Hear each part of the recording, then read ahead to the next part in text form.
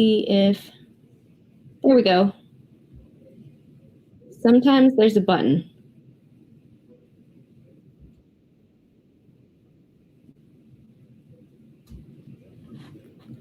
Okay. Oh, it might be doubled up now. Here, let me... Okay.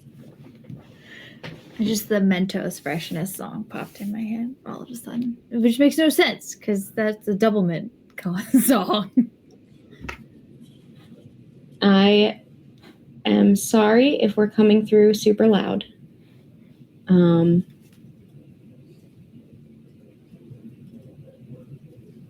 might need to mess with audio later, but I don't think anybody is currently in chat, so I also don't care at the moment. Okay. And it will be fine. Anyway, so what we're doing tonight, Vanessa tried to poison herself with onions. Unfortunately, the assassination tap failed, but she is pretty sick, so Vanessa is sleeping in bedtime right now to sleep off the onions. And in the meantime, Grace and I obviously very hastily... Oh, hey, it's Kylie. Hey, people in chat, is the sound reasonable? Because I had to change some buttons and the audio looks a little bit different on my end than what I'm expecting it to look like. Can you hear us?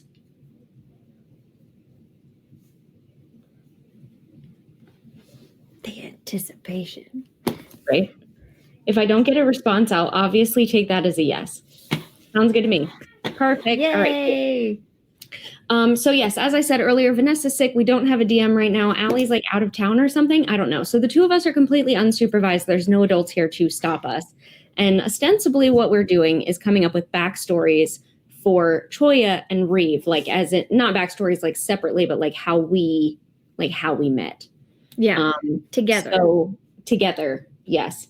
And how we adopt Teza at some point in this journey. Because that happens, like, we know each other later, and then Teza comes in? Yeah. The bit of lore that we have established is that we have been adventuring together for some period of time, which we're going to figure out today. And then we have to figure out how that backstory lore stumbles into how we acquire Teza, who is very, very young in moth years. Hold on. I think I wrote the number down. 7 years old in moth years when we adopt a child together, a robot and a cactus. That to me makes it feel like way easier, because that means that we maybe like picked Teza up almost the same way that you would with like Jack and the Beanstalk style. Like someone bartered with these beans, but it was like a, cocoon of silk or whatever. And we're like, okay, cool, we got some silk. And then this one hatched. This one hatched. I think she said she leaves her moth tribe. I don't know what the moth tribes are called. I don't know. And the little bit of dialogue we had about it was she's very naive about the world.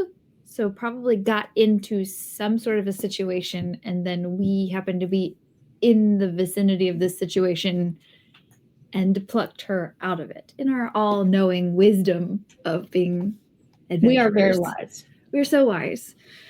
There's much wisdom happening here. Wisdom feels like a stretch. Which is lots of experience. We're experienced in some ways. Here we go. We don't have text on the overlay at this point, because I scrambled to make this one, realizing like, oh yeah, we don't have an overlay specifically for players. We have one with Vanessa and everybody and not just us. So this one doesn't have text on it, but it has our pictures now. And really the most important part is that Herbert, the robot tea steeping frog, is on there. And really, as long as we have Herbert, everything else is going to be okay. Are we going to establish Herbert lore today? So Herbert is my frog, but I don't think we know anything else about him. do we get to like make his story today? Does he come with us at this part of the journey, or do we get him later?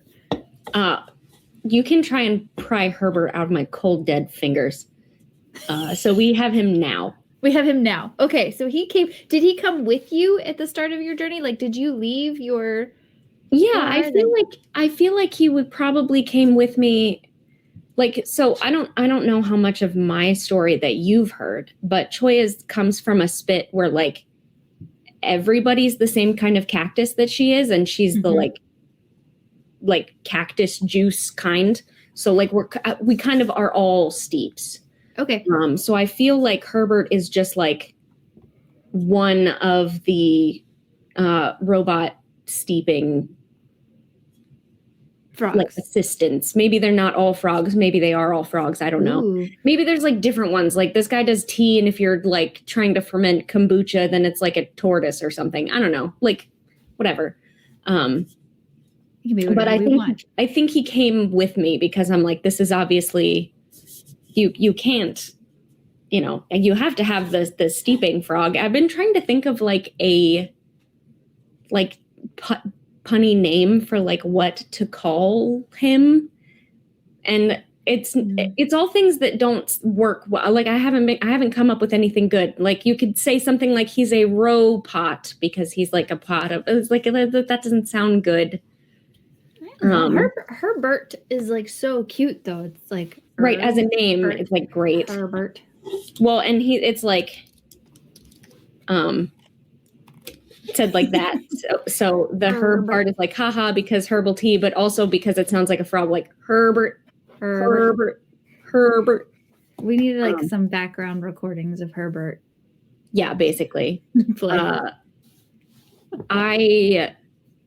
As far as I'm concerned, we're not actually going to play a game ever. We're just going to continue to have conversations about how great Herbert is, and we're just going to like role play and world build forever. And make up like AO3 stories about how we all know Herbert. Like he's just a guy. AO3 lore. Herbert has his own section of AO3. Yeah. 300,000 words. Herbert Coburn. Coffee shop AU. Oh, that's funny. Is he infinite? Oh, I feel like I understand what reference you're making, but it's just going over my head. But the answer, if you're asking if he's like immortal, is yes. Because if Vanessa tries to do anything to Herbert, then we all riot. We all signed a blood contract. We did. Well, I mean, I say that, but I feel like isn't that the perfect buy-in if she actually wanted us, like if Vanessa was like, how do I get them to do like battle in a game that is not necessarily about battle? The answer is someone takes Herbert. Someone takes Herbert. Sword. We will go after Herbert. Oh my gosh, wouldn't that be funny? Our first adventure in the pub is because Herbert is missing. Episode 1, Herbert is missing. We have to go save him. Okay, so that's Herbert. The Herbert lore for this evening. But we are supposed to talk about how Reeve and Choya know each other. Yep. So the last we left off, we were discussing that the opportunity that Reeve reanimated on the same ship that Choya was entering her first adventure on. And I thought that was a really exquisite way to bring the two together and honor both parts of the characters' journeys and their backstories. I thought so too. I especially liked that for Choya, it would feel like, because she doesn't know any better, she'd be like, oh, I guess this is a normal thing that just happens on ships. Okay, hello, friend. How can I help you? Oh, that just like comes to life. Yeah, like just trying to take this in stride is like, oh, this never happened on the spit, but... What does Choya do on, like, when she embarks on a ship, I guess, to leave on, her first adventure? What would you be doing on the ship? so I can think about how Reeve would be in proximity when they reanimate. Well, I guess the question is, when you're on a ship in the Wildsea game, is it all right to just be like a passenger? Oh, good question. Because I feel like she probably wasn't. I don't know that she was like joined a ship to be part of the crew. I feel like it was maybe more like join a ship to like go somewhere else, and maybe didn't have anywhere in mind, but was sort of like, where's this ship headed? Albuquerque? I've never heard of there. That sounds great. Get on the ship. That was gonna be my question: is did Choya have a destination planned? I don't think so. So in the character sheet where you can pick like drives, I obviously, because we are still like learning the game, I just picked some of the regular drives that are part of the game. Like I didn't come up with really a whole bunch of new ones. I came up with like backstory things. But so the drives that she has are bring calm to others in the midst of turbulence. Okay. Which feels like you're literally a tempest. I was like, that's great because I am a storm. Yeah. And then supply spitborn colonies with food and fresh water and reconnect with your friends and family is what it says. So like, I think if I'm synthesizing all those together, what she's trying to do is go around to other cactus colonies, like a grand tour sort of thing. But then eventually she would like to go back home. But she doesn't feel like she's ready to go back home because she still feels like a screw up. So whenever she stops feeling like a screw up, she's like, okay, whenever I've made it and I'm a reasonable, graceful adult that doesn't mess everything up all the time, then I will go back home and be accepted by my family, which is a very normal and healthy way to think about things. Absolutely. I was just going to say, that's a character arc ready to happen. That's but good. Also, I know that not every ectus, and especially not every like spit or colony or whatever, has the same kind of like healing, cleansing properties that her particular like cactus clan does. It's a trait of an ectus that you can take, like an aspect, but it's because it's one you can take and don't have to take. It means that not everybody has it. So I get the feeling that this is more like I don't really know what else I'm doing, and I'm not really sure what I personally am good at, but I know what my family's good at, and I know what they've taught me, so that's what I'm going to that's what you're going to kind of go around doing until I figure something else out. So very much in the like, see how other people make teas and like collect some other ingredients and learn more things about how other people do medicinal stuff or whatever, but also like kind of, definitely the kind of person that is so at like 12 so desperate to be like a mature adult and not disappoint everybody that they go into nursing because they can't figure out what other career could possibly like be across the board good and please everybody and not disappoint someone. What's the inciting action that sends Chola out of this bit?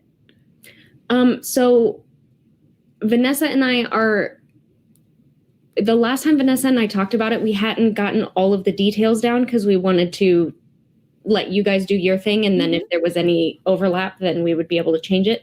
But the basic broad strokes is that Choya made a decision, whether action or inaction. She made a decision that was the wrong call and her mom got hurt. And the people back in her spit like forgive her, but she can't, that's not like in her head, like her perception, like she's a failure and nobody trusts her and she can't do anything right. And she's just like paralyzed at this point with decision making. Like, is she going to pick the wrong thing? Is she going to do the wrong thing, say the wrong thing? And it's,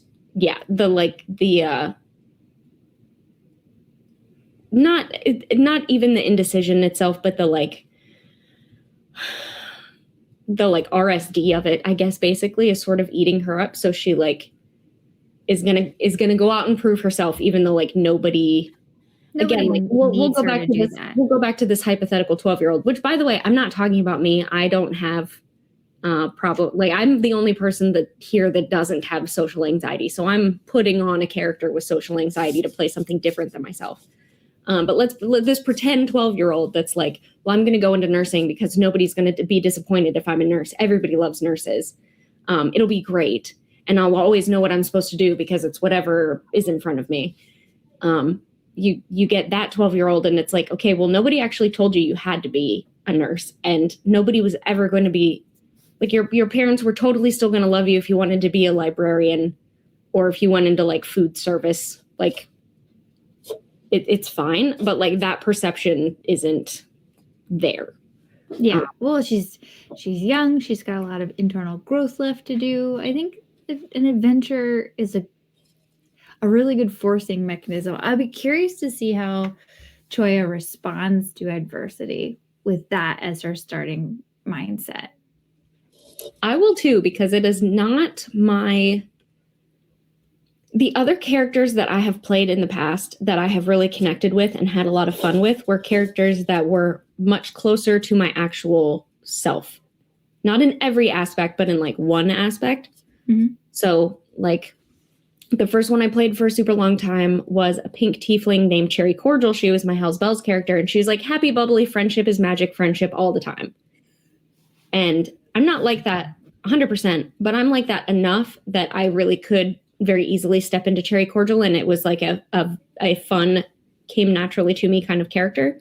And then when I played Donna, which is like my goth Eladrin elf, whatever, and she's just like, okay, everybody pay attention to me because when I'm around, I'm the most important thing, and we all know it, so stop pretending it's not true. There's no reason to pay attention to anything else because I'm here. Is not really how I feel all the time, but it is a fun, like way overblown version of it. So I was really comfortable playing Donna too, because it's like a fun, overblown version of that silly. That's how I am like in Discord or whatever. Like I've got a pitiful number of followers on some social media platform, and I'm sort of parasocial with some of the people that make games. And I love making the same joke over and over again, where like somebody that makes a game that other people has heard of has like liked one of my posts, and I'll screenshot it and be like, see, I'm famous.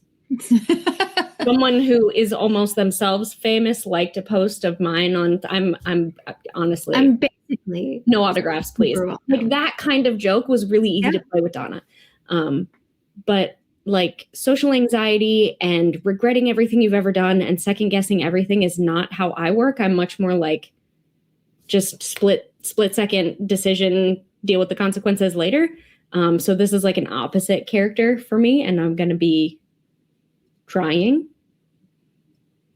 but we'll see how it goes.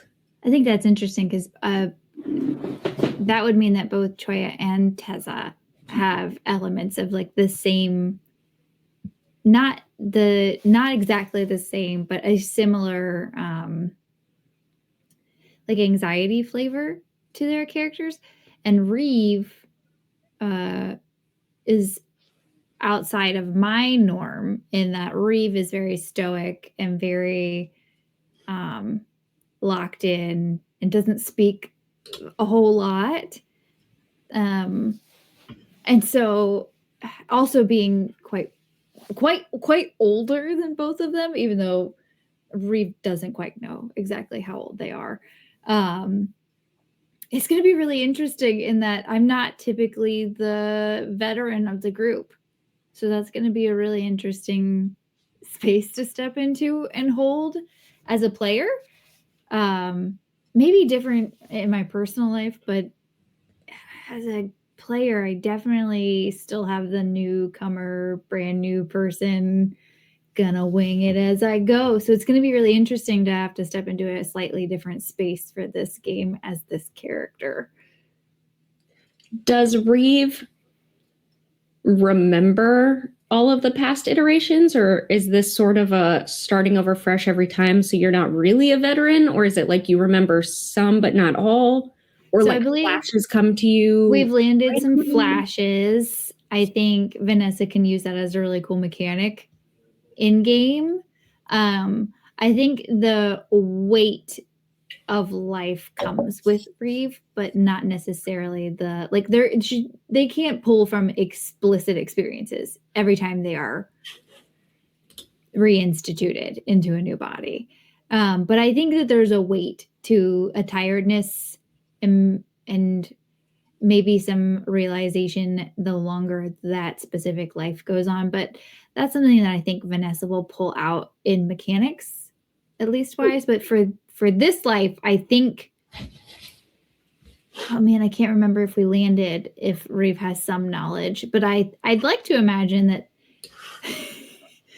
it would be quite funny if Reeve landed in this body fully knowing they've been reinstituted and just going, jeez. So then it sounds like Reeve is going to work more on like an intuition kind of basis, where you're like, I don't know why I feel this, but I think it's possible. This.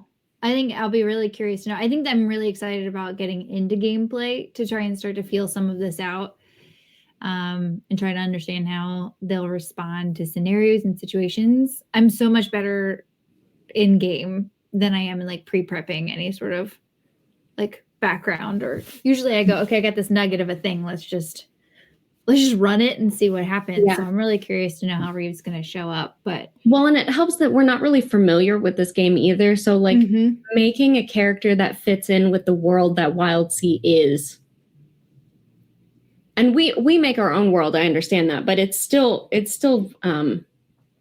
like informs a lot of things. So there's a lot of ways that all of us are we've got like assumptions of how this is going to work.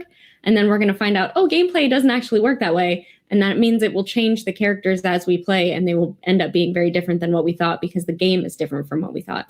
Yeah. But that's exciting. Doesn't that feel like an adventure on the open sea? Just a wide open unknown. I know. Okay, so if Chola's getting on a ship going somewhere, then I think Reeve would have to be either being reinstituted. A robotic body is somewhere on this ship. Where do you think Chola would stumble upon this body as it reanimates?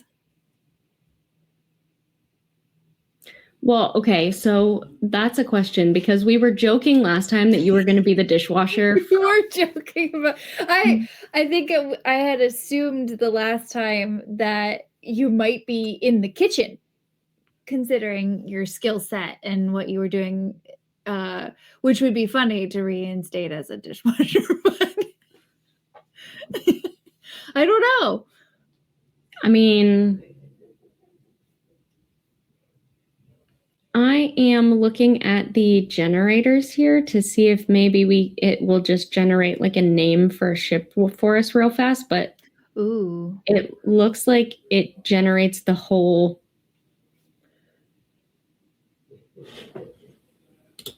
thing. The whole thing? Yeah, so it's like a whole ship. All right, so then let me tell you about the ship that we're on right now. Okay, tell me, where are we starting? We have a bunch of armor, weapon housing. There's spear fishers on board. Okay. Is like the crew is like spear fishers. There's a spearing prow. There's an underdeck gymnasium. Okay. They have salvaging and like stuff like that. Ceramic armor, flexible tilt. So this sounds to me, if I'm looking at all the armor and the weaponry, and there's spearfishing and a spear prow. So I feel like this is, I don't want to say a whaling ship because that's like ucky, but it's a hunting ship. It's possible. Like a big game hunting ship is what it looks like it is. Fascinating. Ooh, I wonder if it wrecks while we're on it. Or is like attacked. Or is it, yeah. Um, Or maybe this encounters a says storm. share in and- chat. If I click the share in chat button, I wonder what happens. I don't know where the chat is. I don't know where the chat is either. Is it supposed to be in our... Oh, so if you just look at the like group, there's like an icon up at the top that's like a box. Yeah. And that's got like your group info and stuff. And Yeah. it's got it pops up a little thing on the side that says Jenna shared whatever. Oh. Like on the bottom right, there's a little chat icon.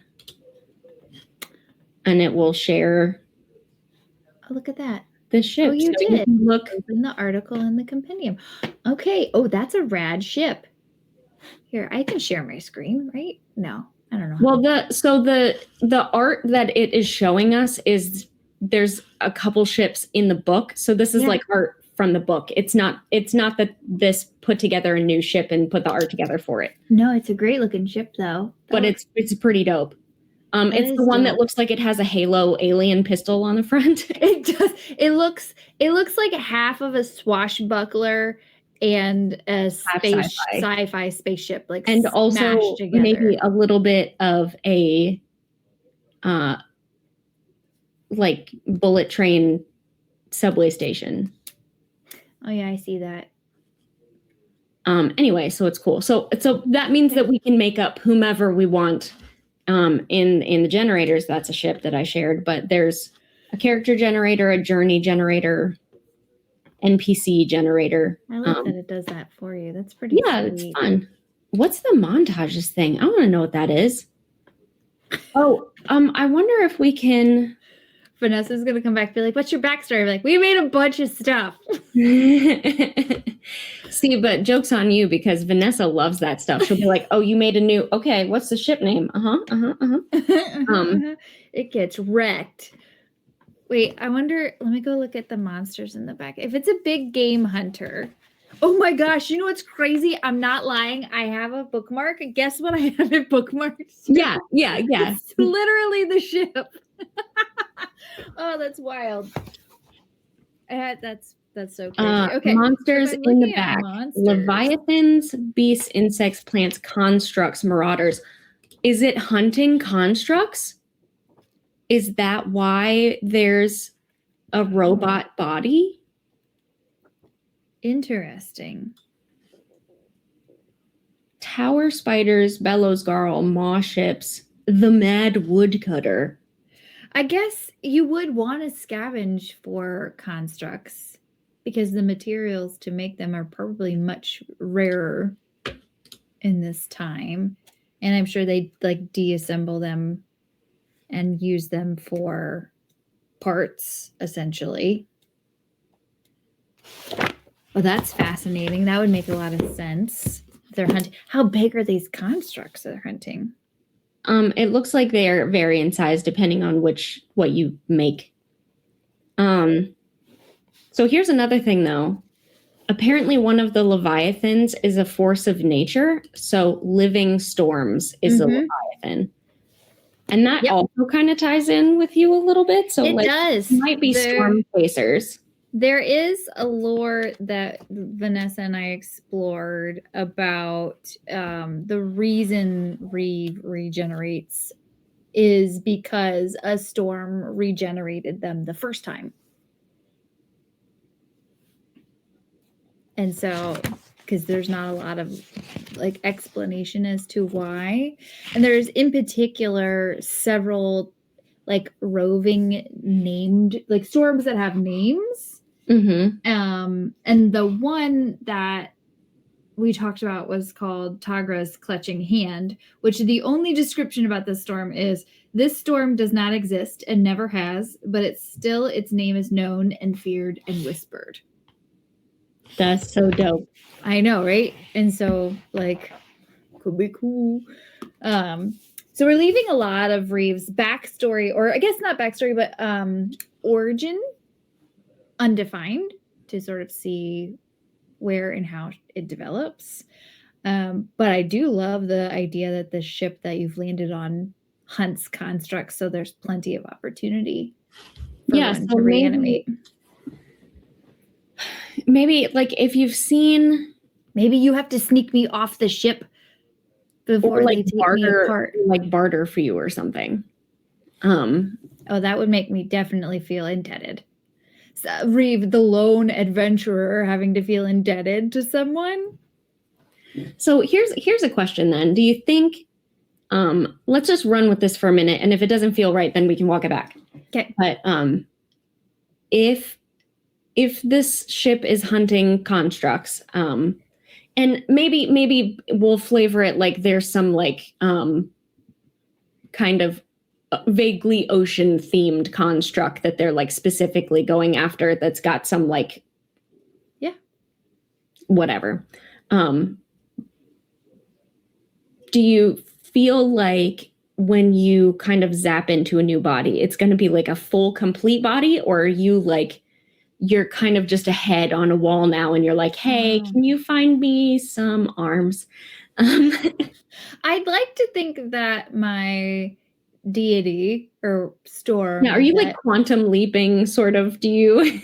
I don't know. So this is a totally made up backstory. So we're gonna, I guess, mechanically fudge it a little bit. I would hope that the force behind Reeve's reanimation would give them a chance at a full body, but maybe a full body is that just it's functional, not necessarily like perfect. So maybe like like it'll take a couple of steps and like a part will fall out. But I think definitely wouldn't want to animate into an existence that would put them in immediate peril, because then they just have to reanimate them again. What if we used again like a dishwasher metaphor? A dishwasher is its own whole thing, but when you use it, you like hook it into the cabinetry and it like becomes part of it. So what if you are your own whole thing and you have been like kind of integrated into like the wall of something? So the help that you need is more like, detaching, like detach me, like get all these the cords out. Oh, that's really fascinating. I think that could be interesting in that this is your character. Well, I'm trying to think of like motivation. Like there's a lot of, okay, I love a good humor bit. So the idea of reanimating and being completely stuck to a wall and then having to whisper to this cactus walking by, be like, hey. Actually, I think it was, hold on, let me see if I can test this out. I'd be like, hey, you over there. Yes. I don't hear your robot. Oh, it probably didn't. I probably don't even have it turned on. Is it working now? Can you hear the robot voice now? I don't personally hear it. All right. Then Chat might be hearing it, but it might not be working then. I didn't fully turn it on because I knew we weren't going to roleplay. But I think the idea that like Reeve would have to ask for help in this regeneration. Maybe I'm not even like fully near you. Maybe you're just like, hello. Oh, disappointing. Hello. Are there any aminals in here? Animals. Oh wait. Okay, hold on. I should be able to do robot voice now. Robot voice. Can you hear Reeve speaking now? Yes. Okay, this is Reeve's voice. I have to learn to speak very slow because the voice mod cries out. So I can't go a million miles an hour ADHD grace mode because the voice mod won't work. But I do love the idea of like calling out and then maybe I think they'd be quite surprised to find a cactus coming to assist them. In just a moment of like, not what I expected. Good enough. It has hands. That could be really interesting. I actually have no problem. I think that's a fascinating start. The Reeve, this hyper independent spirit, has to ask for help on its first on its reanimation entry. Is the mic that you're using now different than the one you were using before? Because your audio is a little different since turning the. Oh, it's going through Which the voice. Kylie says there's no robot voice, so I don't know if she sent that before. That was before. Okay. I got my straight mic on. I'll go straight. I talk straight into mic versus through the gotcha. We're learning all new things. I know it takes a lot of practice. I don't voice mod ever. So I think I really like this start. I like this start that Troy is just entering a ship and starting your new phase of life. I love the idea that it's a ship that hunts constructs, that I am debilitated when I renter and have to ask for help. And I do think that there's an element of like, they're not going to if they hunt constructs, and they're not going to let a construct go. So unless you're not the kind that they need, but. I don't know.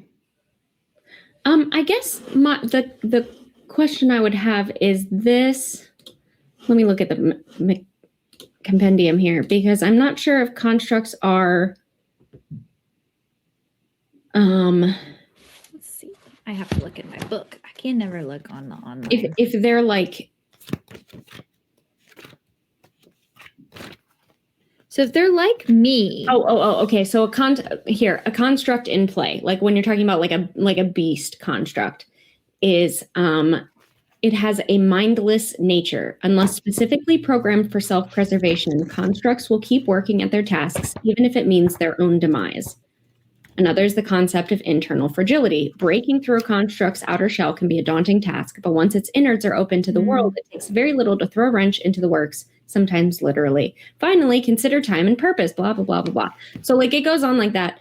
But basically, it seems like constructs as the sort of thing that this like fishing ship would be after are more like animal, mechanical, like mindless, like not what we would consider like people.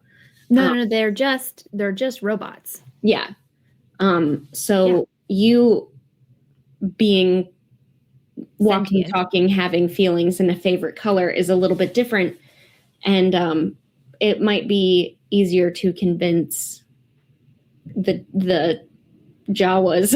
The Jawas to like, I don't know. They didn't have any feelings about, they were going to disassemble R2D2. And well, yeah, but the problem. It's not like, oh, we won't let you go, but like, well, you can pay to take it from us. Like, yeah, we'll sell it. Yeah, that it is valuable in its mindless or minded state.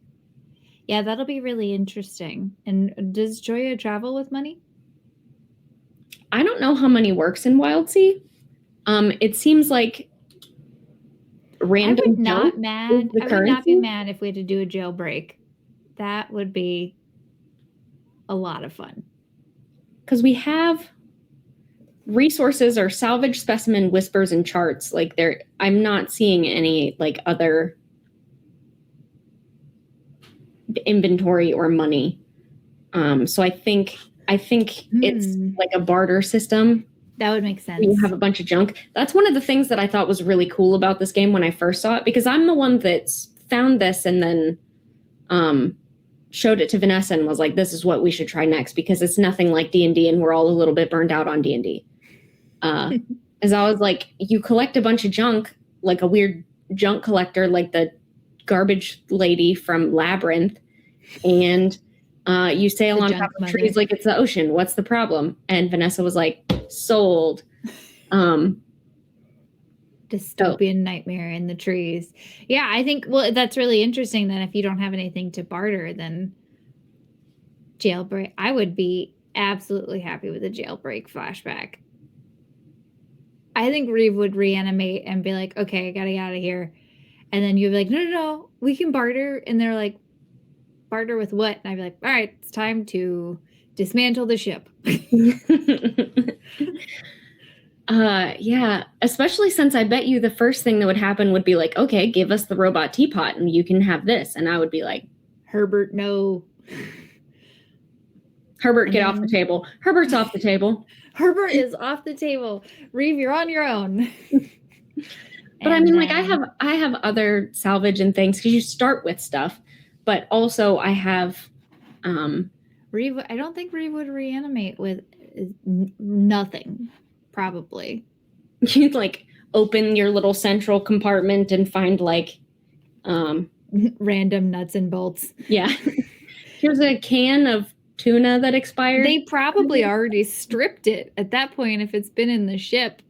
Reeve's got true. That's nothing but lightning. I do have lightning. There's always lightning. There's always lightning. I can sense nearby electrical fields. Yeah, so we might have to like work off like an indentured servant debt, sort of like going to a restaurant and washing dishes in the back to pay for it. I don't know if Reeve would do that, to be fair. Reeve's For your spent own freedom. life after Like, life after up. life on ships in the most dangerous of storms. I think Reeve would find.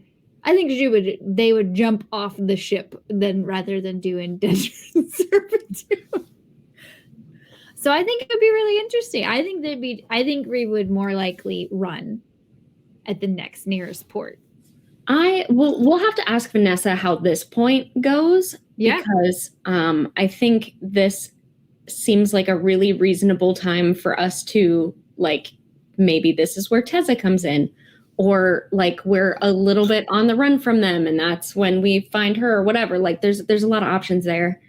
Oh yeah. I kind of love the idea of, and I don't think this is what we talked about before, but now there's a construct fishing ship involved that wasn't before. That while we're on this ship, and it doesn't even have to be like we're on it for a long time after you like wake up. It could be very shortly after. But I have two things I can do. One of which is like purify filtration sort of thing. But the other thing I can do is I can read omens in tea leaves. Oh. So maybe the trade that I do is like if someone like, you know, I'll read tea leaves and tell you the next place to go that's going to be like a good like fishing spot. How fun would it be? The reading was wrong. There's just a giant monster. Sorry. That would be really funny.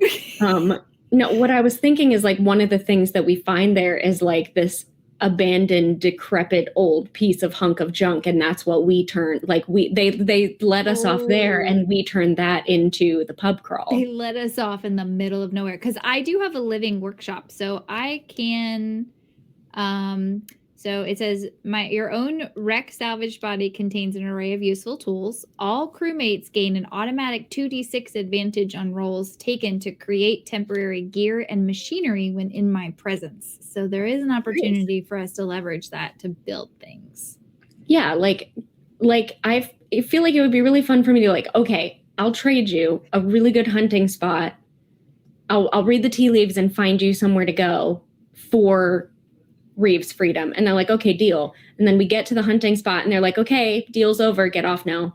Get off now. I also just realized that I gave myself Ghost Heart, which means I'm fluent when communicating with ghost spirits and other ironbound, regardless of language. So I don't know if constructs also count as ironbound because starting a ship rebellion could be a really hilarious way to get out of things. Vanessa's, hey, Star Drew. Vanessa's going to come back and be like, so what's your backstory? And we're going to be like, well, we unionized a whaling ship. That sounds right. And started a rebellion, and they, in retaliation, ejected us into the middle of nowhere. And that's where we found our refuse pieces of ship. I kind of only want this to be our backstory now. Okay, so yeah, we okay, so we unionized the robots. Points, I have to write them down. So the fine points are Choya gets a gets passage on a ship, on a construct hunting ship. And then Reeve reanimates disabled and needs help. And Toya helps. And then Toya tries to negotiate for Reeve's release.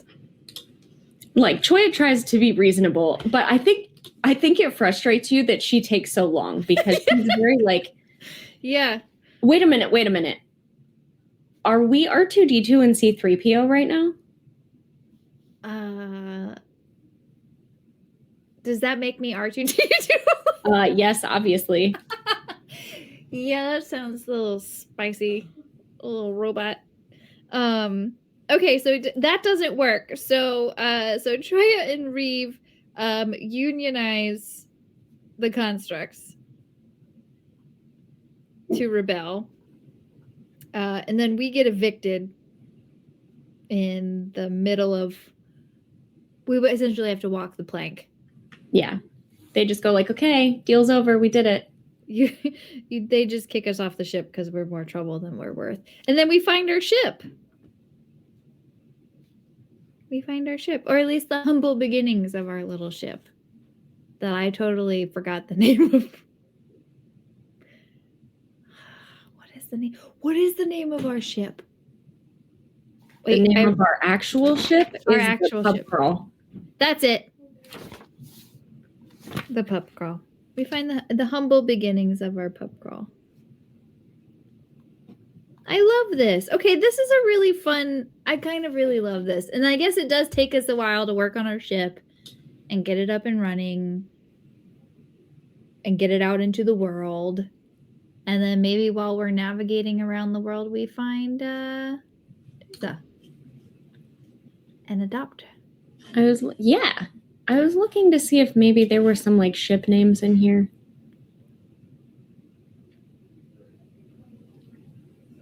The same ship is called the Falcon's Flight. The Falcon's Flight? Is that the ship that we are together Well, on? yeah, I was looking to see if I could find a name for the fishing ship. I kind of like that. If we're going with the Star Wars theme, should we have something that's... I had a list of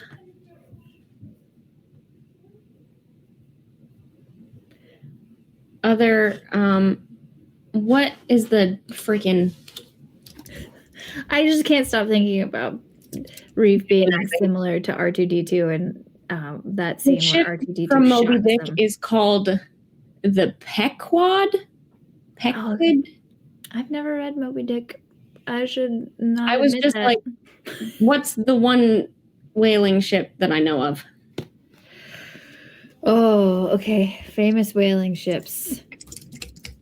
Nope. We are gonna do the Charles Morgan. Oh, the Pequod. Pequod? I don't know how to pronounce it either. Charles Morgan was the survivor. Essex? I don't know.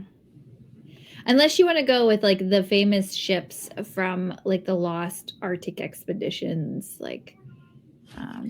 What I'm gonna do is the fantasy name generator. Hey, that works. Because it's never let me down before. Okay. Places and locations. I'm sure there's one for everything. I'm sure there's ship names on here. There has to be. There has to be boat names. Yeah. Boats. Oh, would it be under boats or would it be under ships? I think it's under ships. Well, I guess. Ruin names. Mm. Space station names. Well, that's kind of fun. Wouldn't it be interesting if all human history becomes passed down by verbal lore? And so none of the names in this reality actually have any cognitive tissue to their reality, but it's just passed on whispers. And you're like, Why is they called this? Well, the mythology is.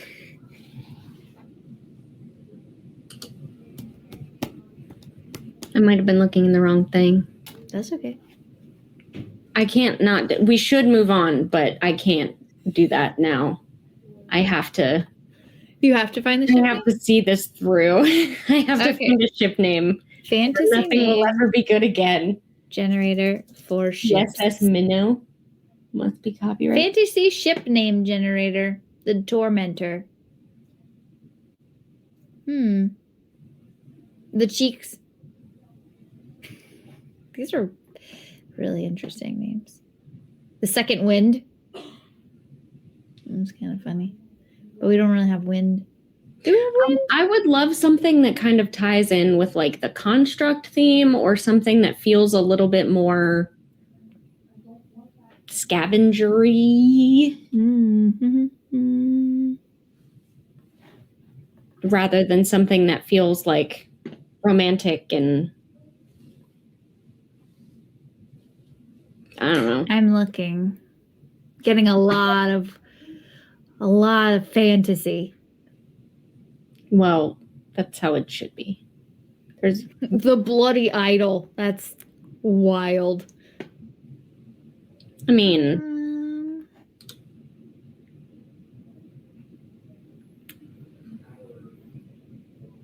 the Wave Runner. The Night Hammer. the Night Hammer. The Night Hammer. The Black Zephyr. That's fun. Zephyr is like Arcane Peregrine. The Fortitude. Oh, I do like that. Fortitude's kind of fun. This one just says Grace. It's just you. It's just me. That's funny. I do like the Fortitude. That's good. Fortitude. I'm writing that one down. What else do we like? Wait, I gotta go backwards. Does it keep the names? Oh, okay, it does. The Night Hammer. We didn't hate that one. It was okay. It feels a little bit like a porno, but like It really did not go there. I was thinking more of a hammer. oh, sorry. What if it was like the 20,000 Leagues Under the Sea ship is the Nautilus, I think. That could be fun. Peregrine just came up. The Twisted Oak. That's not gonna fit our vibe. Well, that is very Wildsea. It is very Wildsea. Okay, I'll write that one down. We didn't hate it.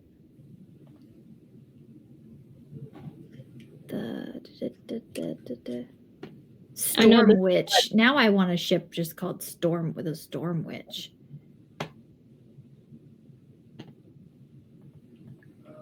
These aren't very good. They're very, very fantasy. That's okay. I was looking at hideout name generator. One of them is the Barrage Covert, and that's pretty baller. The Spanker. I'm catching up on chat. Okay, I'm just doing ship name generator, but the first result that comes up is couple name generator, like shipping people. Oh, not like ships. Perfect. Nope, that's also okay. It turns out that when you try to ship things, it's more people. Get ship names: the Relentless, the Attentive, the Good Fortune. Ooh. These are also terrible. We're going to spend all day looking at names. The Golden Horse. The Thackum? Thackum? Thackum. Ipswich. Ipswich is fun. Ipswich is fun. What's the ship name with Ipswich? We could make up it could be like the Rusty Ipswich or something. What is an Ipswich? Ooh, I kind of really like the Rusty Ipswich. Ooh, the gauntlet. God, Kylie is coming out here with the ship bangers. Yeah. Well, and the ship spankers. The turbulent Ipswich. That sounds like a drink. Oh, what if that's the name of it? And then we make a drink. We make a drink out of it. Crawl named the Turbulent Ipswich. Do it. Done. It's done. We did it. Okay. We did it.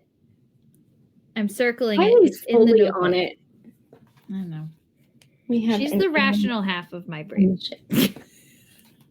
Oh, are you and Kylie friends? I didn't know that. Yeah. Yeah. I love when friends are friends with my friends.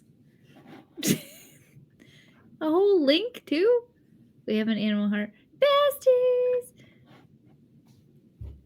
We like to also get on BG3 and then she lets me run wild. And I definitely do more injury to us than we get injured in fights. Some environmental problems. It be like that sometimes. Be like that all the time, though. Okay, so to recap, Troya gets on a ship. It is a hunting ship for constructs. Troya is on the ship, just doing your thing on the ship, and then Reeve reanimates, calls out for help. Troya comes by. Reeve has to get some help getting detached from the ship. Try to leave. Gets, I guess, some context. There's definitely some RP there where Reeve is briefly catching up on where and when in time they are. Which I think would be really funny because if you ask a bunch of questions to Toya, she's like very sheltered. Yeah. Just the view of the world is this. And I go, what is happening in the world? And you're like, this. Well, I know what year it is. Okay, great. So then we have to go negotiate with the ship captain to find out what's happening on the ship. Then the captain won't let... Who in my mind is a Jawa. It's just a Jawa, yeah. Which hopefully I can... Wouldn't that be funny if it's just a ship run by other Ironbounds? Like, just have to talk and negotiate our way out. Then that doesn't work. So we unionize all of the constructs against the Sig captain of the ship, which gets us ejected from the ship in the middle of nowhere, where we discover our little ship and make a bar. Hence, a ghost and a cactus walk into a bar that they make on their own. And then we have a name for our first drink, the Turbulent Ipswich, which I would just really like in canon later on once we've established that the Ipswich has like crashed and burned in some horrific glory and we have maybe the name. It's the kind of drink that you have to light. It's like one of those shots that you light on fire. Or one of those drinks that you put in a smoke cloister or something, like some kind of violent something that I think just really and it gets really popular. And the Ipswich actually like burns and crashes into its namesake, which would be lovely. This is very fun. I like this backstory. I want to do this story in roleplay. I want to actually. Well, here's the thing: is every once in a while, especially if somebody can't make it, one of the things that we have done in the past that's really fun is do backstory one shots. Ooh, flashbacks! Yeah. So, like, if there's a night that Allie can't make it, we might play through us finding the ship or trying to barter out or something. I love that. That would be really rad. Okay. I feel like I'm starting to get a sense of Reeve a little bit more. So just to like wrap up with a little bow, how we're kind of like how we feel about each other now, because that's when we met. Yeah. And I don't actually know, like, have we known each other for a long time at this point? I feel like we'd have to have been together for some period. Like the ship is established. It's like fixed up and everything. Yeah, and we're roving. Like and it's got the bees all over it, and we're like, we can work with this. We can work with this. And We it's can like turn bees jump into cut an to engine. the bees are still here, but the ship looks looks way different. Yeah, like the ship. It's a boat when we find it and we turn it into a ship. But the bees remain. We just keep getting more bees. We have to make the ship bigger because we keep getting more bees and we don't want them to leave. That is how it actually works when you're a beekeeper. People are like, oh, there's bees here. Can you please come get them? And then you end up Get with more bees. I think I think we have to be traveling. I don't know what time frame we want to establish, but I feel like the ship should be somewhat solvent, right? Like to the point where we've stabilized, and then maybe Teza entering shakes us up again. So I think that Choya thinks of Reeve as someone who is even if you don't remember your background exactly, Choya thinks of you as someone who is very experienced and brave and decisive, especially because those are things that she's like not great at. Okay. So she very quickly and very easily like, okay, well, you probably know better than I do, and you probably know what you're talking about when I don't know what I'm talking about or what's going on or whatever. But there are definitely still sometimes every once in a while, especially like, she's trying to barter to get you off the ship and you're like, okay, let's just crash the ship instead. I'm tired of waiting for this. Where she's like, wait. And maybe Reeve starts to learn a little bit of that patience in deference to like their relationship, even though I think Reeve abhors any sort of relationship because of the turnover of their life. But the idea that like maybe Reeve gives quite a bit to keep you close is kind of endearing. Well, and I think that's okay, so I was born and raised in the same area my whole life. And when my husband and I got married, we lived 45 minutes away from literally where I was born. And we moved across the country from Virginia to Minnesota. And it was the farthest I'd ever lived from home. And it was like super difficult for me because I knew everything. Like I had very deep roots in the area. I knew where everything was. I knew all like the back ways for how to get places and all the little like shops and stores and local restaurants. And I knew, people in the grocery store and all the things, like very deep roots. And my husband his parents are military, so he jumped around everywhere. And this was a really interesting, like, philosophical difference when we moved, because I was like, I want to get in immediately. Like, I want you to get settled in with school and get friends at school. I want us to, find a church and get all in on church and like meet new people and make new friends and like be invested here to root where we live, to root, because this is where we are. And that's what I don't have anymore. And I miss it. And he was very much like, I'm just going to use the GPS forever and not bother where anything is. There's no point in making new friends. We're only living here for a couple years, like fully checked out. Who cares? And I was like, both of us were like, didn't realize that we were going to have that culture shock with each other. Because it was like a completely new experience doing it together.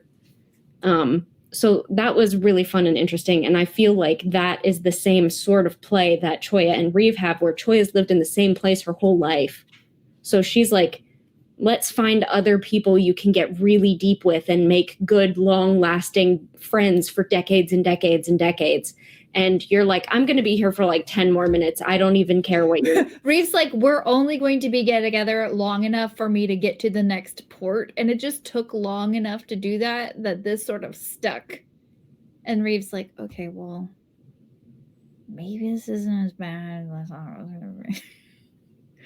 But I'm not going to let anybody know that. I think that's... And hey, talking about pulling from character traits that feel familiar to you, that's a really great grounding for your character. It's not something I thought about till you had said just now. Yeah, well, I'm very transient. This is the longest I've ever lived in one place in my current house. So like, are you talking about you or Reeve? Me personally. I'm super transient. I've moved a lot. My oldest child, we moved 7 times before he turned 7. So like, rooting was a foreign concept. I have moved a ton. but it's within the same areas. Oh, no.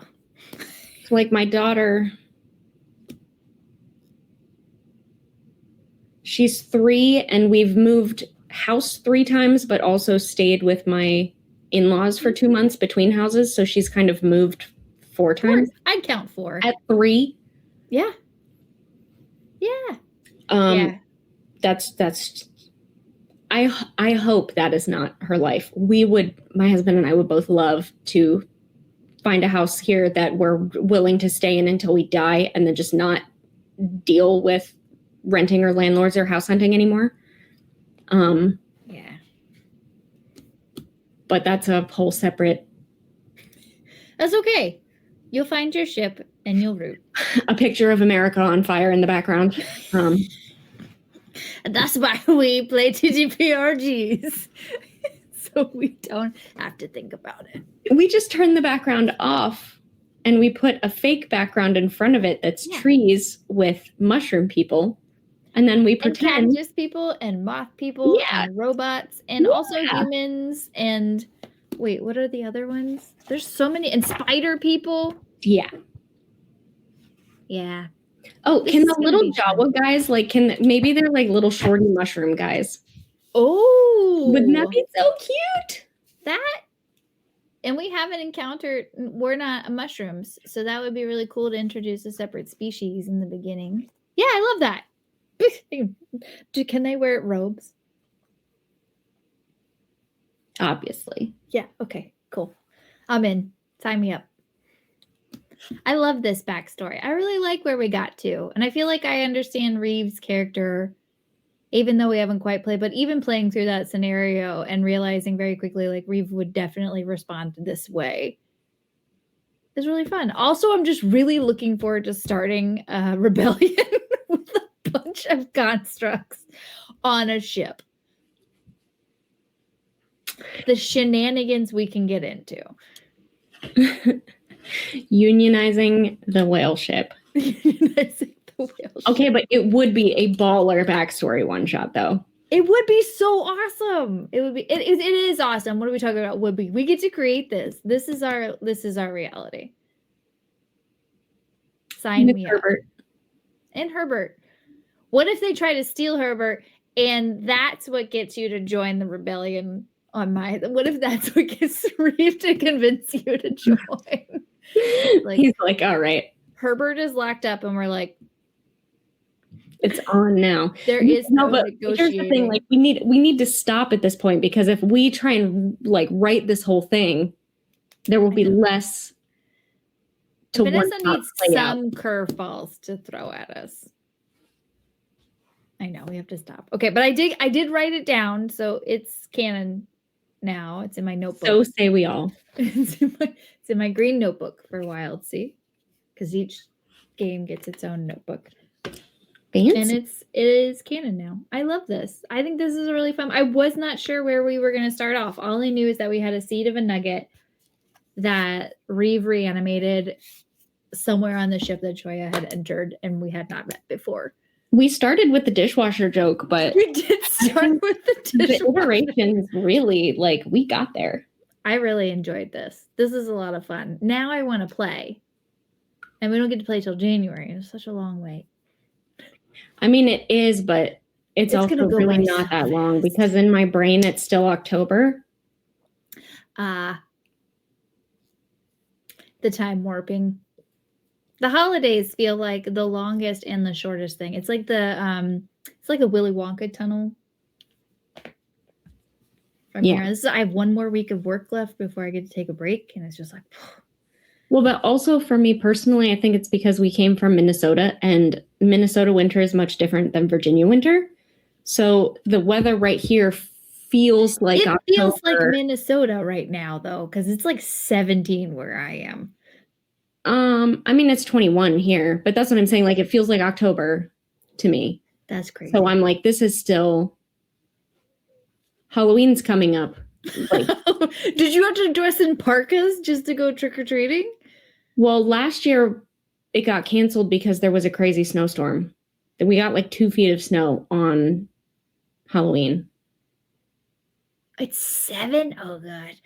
I feel like I spent too much time in Texas and then I came back here and my god, my blood thinned out so bad. I like today we went out shopping at like 9 a.m. and it was like above 30s. And then by the time I went grocery shopping tonight, it was like 12.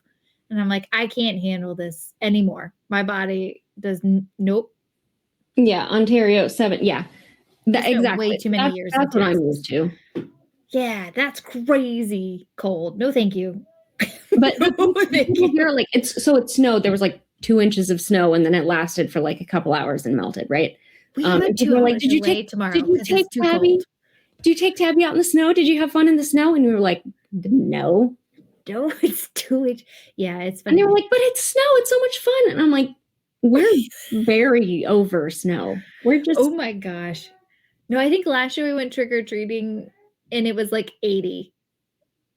It was so hot. The kids were sweating in their costumes last year. Virginia weather is wild. We're not used to having winter until like January.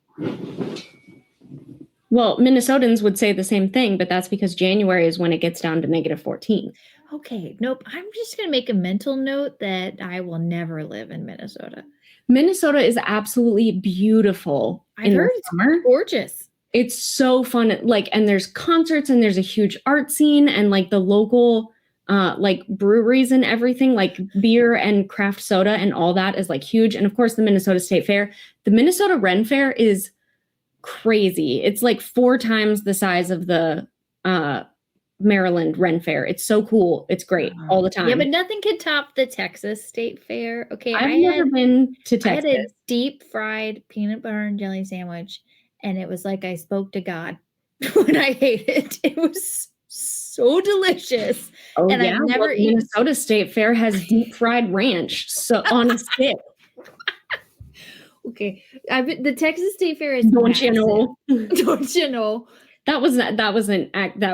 Okay, what I said is true. They do have deep fried ranch on a stick, but that wasn't me actually trying to one-up you because that would never in reality beat deep fried PB&J. Okay. Texas was a blast, but it was 1,000 degrees during the day, and the tornadoes sent me home. Couldn't do it. My friend was stationed in San Antonio, Texas, and she was like, yeah, part of my lease is that we have to have someone to come out and spray for scorpions every month. Part of the lease. And I was like, part of our lease was that we had to water the foundation because it gets so hot that the clay withdraws from the foundation of the house and can ruin it. So yay for renting. They also sold you utilities you already owned. Ridiculous. Kylie, I don't miss the Midwest, but let me tell you, girl, if you ever go back to Minnesota Ren Fair, just please let me know you're going because I want to go too and we can go together because it was so we great. We got to start a campaign for the Minnesota Ren Fair for next year, 2026. Because it's like, it's so fun. It's so cool. It's probably not ungodly hot either. Well, and this past year was the last year that it was held in the quarry. So they're like normal, that it's been in the same spot every year is in a quarry and all the buildings are like permanent. Yeah. But last year was the last year in that quarry. And I don't know if that means they're bulldozing it and putting new stuff up in the quarry or if they're moving it to a different location. I don't know. But whatever happens this year is going to be like brand new. Okay. Maybe we should wait it out and see how it goes. It's 14 to 17 hours to drive to this. No, thank you. I would rather ride a train for 36. It's in late August, early September. Like, y'all think I'm joking. Oh, the weather's probably going to be gorgeous. But I'm not joking. I got friends out there I can stay with. You think I'm not going back for Ren Fair? I could go back for Ren Fair. Rent a minivan and we can all carpool. I hate driving, so that doesn't sound fun. And unfortunately, there is no train. I know we talk about this. Kylie and I talk about this all the time. I love riding the train. You can't get a train anywhere outside the East Coast. That's fine.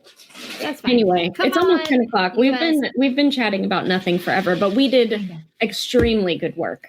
We did great. I'm very excited about this backstory. I want to play this backstory. Can you hear me? Guess what we did tonight? We started a riot. He can't hear nothing. He just got new headphones, Oh, and they're like really fancy, so he can hear bits of his favorite songs that he wasn't able to hear before. So he's like, "Hey, I'm gonna go be completely bye." If I threw something at him, he'd be able to hear me. But I'm gonna go tell him that we unionized a whale ship.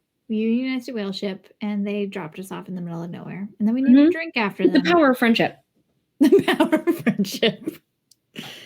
And good pay and benefits. Dental. I don't know what the construct version of dental is. Maybe hydraulics. I don't know. Maintenance checks? Gears have teeth. They do. Gears do have teeth. Okay, so canonically, dental. Yeah. That just, but yeah. Okay. Dental. Perfect. Fair. Okay. Okay. We'll leave you on that thought. Good night, everybody. Think about gears and dental.